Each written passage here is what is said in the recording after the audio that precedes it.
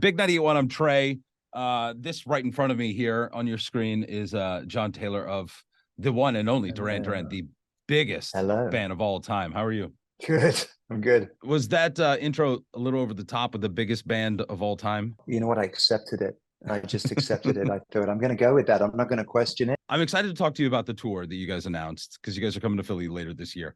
But I want to back up to the end of 2022 when you guys were inducted into the Rock and Roll Hall of Fame.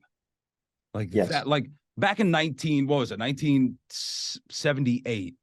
Is that right when the band was formed? In 1978, yes. You got a couple of punk kids running around playing guitars. Did you ever imagine that you'd be honored by the Rock and Roll Hall of Fame? Well, I don't think I imagined that there would be such a thing as the Rock and Roll Hall of Fame, but least of all that they would that a band like ours would make it. It's there's a lot that can happen if you just stick together. Sometimes you've got to just stick together. It's like, Duran had a really fast out the gate kind of success, and in some ways we were done by 85. We were like all just like, we'd given it our best shot. We were almost depleted. Two of the guys had left. And then we had to kind of really like work hard to kind of keep our place in the game, to even just not be written out of the history books.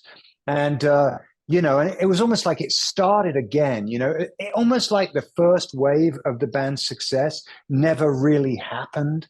And, because the kind of success, getting inducted into the Rock and Roll Hall of Fame, you don't get that by, writing 5 hits in your early 20s. You've just got to stick it out. You've got to stay alive, most importantly, and stay alive and keep the band together. Those are the two keys. Yes, I couldn't imagine that watching, because I watched it a few times. I'm a huge Eminem fan. I'm a huge Duran Duran fan, and just being able to watch. It's unlike any music festival you go to, the Coachellas, the Reading Festival. Like it's more eclectic and it's all superstars. So the induction ceremony is so much fun to watch. Well, any of your listeners that haven't seen it, you can still watch it on HBO, stream it. The way that they present every artist is so well done. It's just the most perfect showcase, right? So it doesn't matter. Whether it's Lionel Richie or Eminem or Judas Priest, it doesn't matter. You get this little capsule about why they're important, right? You get this little 8-minute, documentary, behind the music in 8 minutes. And then, and then you get the induction speech by somebody cool. And then the artist comes out and does, this 8-9 minute medley. And everybody that played, I'm going, man, these guys are great. I love these guys, because, and the variety, the fact that it would go from one, artists that wouldn't normally mix. And you kind of go, I'm in the music business, Yeah. And it's and I love that, and I think when Duran first started, we would go and do this show called Top of the Pops, which was this British show that the country would just stop at 7:30 on a Thursday evening. Everybody would watch Top of the Pops, and you'd watch it with your gran, you'd watch it with your mom, you'd watch it with your siblings, and everybody would watch, and it was a half hour long, and you'd get this complete across the board. You'd get metal, you'd get soul, you'd get punk, you'd get everything, right? And it all had a value. And I feel that perhaps things became very genre specific at some point, and it was oh no, I like metal, I can't possibly like punk, or I like hip hop, I can't possibly like country, or I like, and I like the way the Hall of Fame did it, because it made everybody. It was nobody was better than anybody. It's we're all in this thing together. And music is super important. One of the most important things on the planet, right? On that we can agree. Oh yeah. And we're all just part of it. We're all just in the music machine. Yeah, I feel humbled and blessed to be the smallest wheel in the smallest cog in the wheel of the music industry, because it is so important.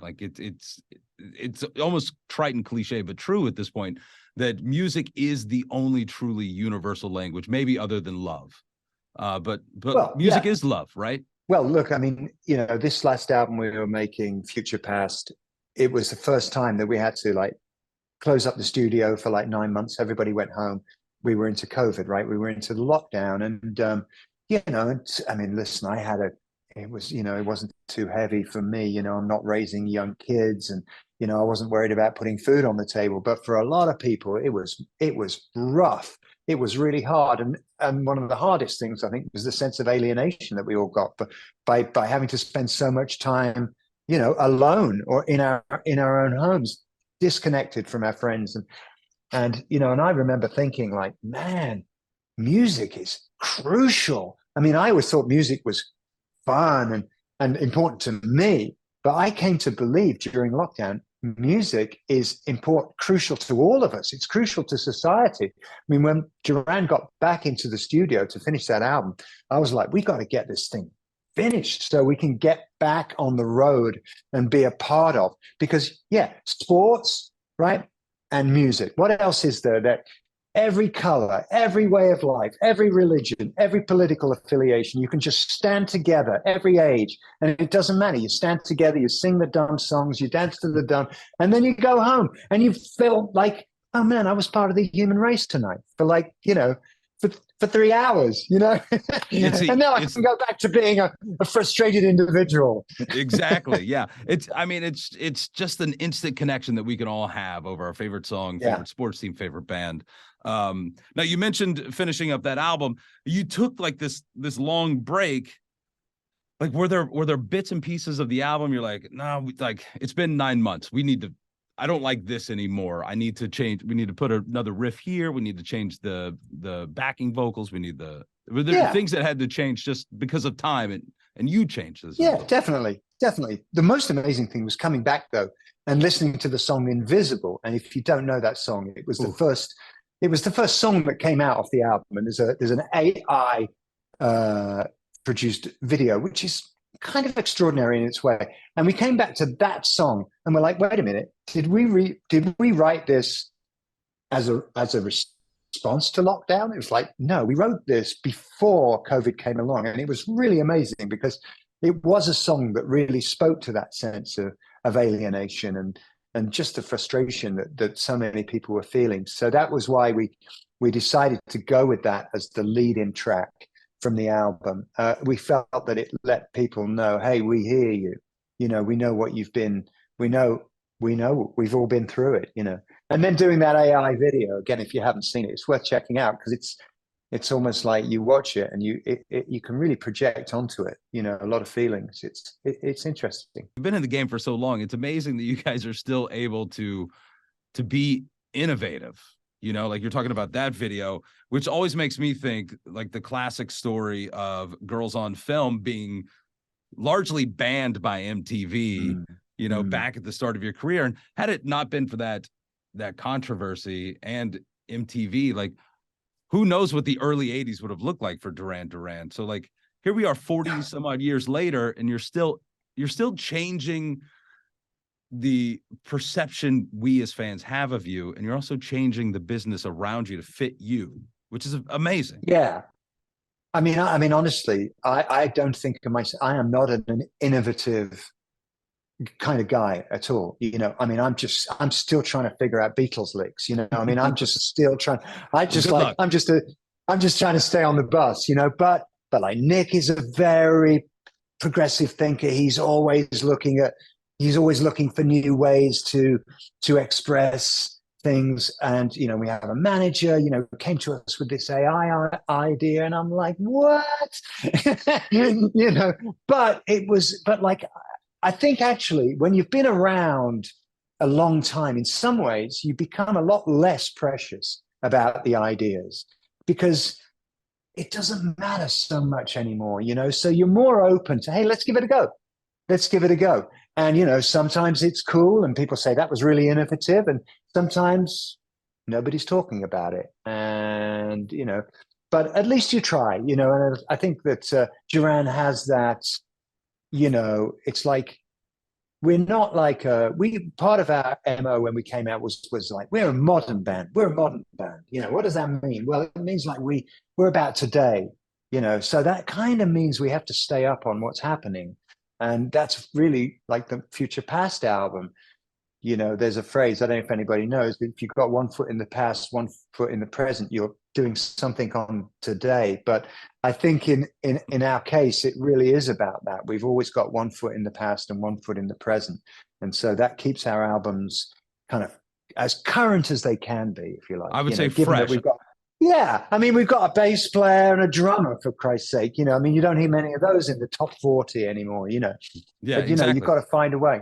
Yeah. Moving from the past and present and today, and let's talk about the future. You guys have announced the tour, and you guys are coming to Philly. You'll be here this September. Now, if you're a diehard fan who's been following you for the past, 20, 30, 40 years, are you going to be just as satisfied as their kids that they bring with them to the show? Is it something for everybody? That's the question, isn't it? Because, it's like there's a lot of music to choose between. There's a lot of shows coming around, right? Why are you going to go see Duran again? And we get that. First of all, we're bringing in an incredibly powerful bill. We've got Bastille, we've got Nile Rodgers and Chic. Now, I'm not sure when Nile and his band were last in the Philly area, but if you haven't seen them, you have to see them. I've never seen them. I feel like that almost more passionately than I do about Duran. It's like what they do. It's like imagine you could go back in time and see the Beatles or see the Duke Ellington big band from the 50s. It's like nobody's doing what they are doing. So it is. I'm so proud to have them on the show with us. Duran, it's like we know you have a choice. It's like one of those bylines. We know you have a choice. It's like American Airlines. They would say, thank you for traveling with American Airlines. We know you have a choice. So it's very freaking important to us that we don't just satisfy, we smack you up the head and that you leave going, holy shit, they're really on their game. I think that, we could easily, I think that's the problem with Laurels, isn't it? It almost gives you an excuse to go, I'm in the Hall of Fame now. I've done this. I don't need to try so hard anymore. But the thing is that like the people that are going to come to this show, I appreciate for them the big commitment, whether it's the cost of the tickets or the parking or the time or getting the babysitter, whatever it is. It's a big commitment to come to a show like ours. And I get that. So we have to bring everything and then some. We're entertainers. We want to give the people what they want. All we ever do is talk about, well, which songs are we going to play? What songs did we play last time we were in Philly? Well, how can we mix it up? It's an ongoing thing. Well, you have yourself to blame. You guys set a high bar a long time ago for a Duran. You have to. Real quick, I just wanted to ask, I don't want to bring things down, but how's Andy doing? Because I know that he's been struggling. He's been fighting. That's a more optimistic term, right? He's been fighting. How is he doing? Well, we found out. We got the news about Andy really 2 days before the fans did. We were expecting him in Los Angeles to perform with us at the Hall of Fame. And, and I'd had some back and forth with him about the songs we were going to do and what the approach was going to be. And then we got the word through his manager that he wasn't going to be coming, and this was why. And then he wrote this letter to everyone, letting everyone know, what was going on with him. Andy was one of the most vital and alive kids I had ever met, and you and I wouldn't be having this conversation without Andy Taylor. What he brought to Duran Duran, what he brought, the edge that he brought to this like suburban, group of kids. He brought the badass bastard to the table, and I'm forever grateful to him. I will say that I think once he made the decision not to come, I think it took a lot of pressure off him. Simon, Mensch of the Year, he took Andy's award. Andy lives in Ibiza, in the Balearics, in the Mediterranean, and Simon flew down and took his award to him, which was great. And he said Andy was good. I heard from him over Christmas, and he sounded good. You never know. It's one of those. You just have to be. You have to take it one day at a time. When you've got something like that. I think he was glad that he made the decision not to come to LA for the Hall of Fame. Because something like that, it's a lot. It's a lot to be that guy. If you're coming in. So it was Yeah. one thing to send a letter, but I'm sure he was really glad he chose not to come. And I wouldn't dare try to speak for the cornucopia of Duran Duran fans because they're so varied and so different. But I feel confident saying that we're all rooting for him, and For sure. you know, I'm sure there's been a lot of prayers sent up. And so we're hoping for a speedy recovery. I'm not going to take up any more of your time. I am so humbled and honored that I got 15 minutes of your time. And I can't wait to see you guys performing at the Wells Fargo Center this September. We're giving out tickets all this week. People are excited. There's an electricity. Right. Even though the Eagles lost, people are excited about the opportunity to see you and the boys all together on one stage. So thank you again. Appreciate it. Yeah. Thank you. Thanks for having me, Trey. We'll see you in September.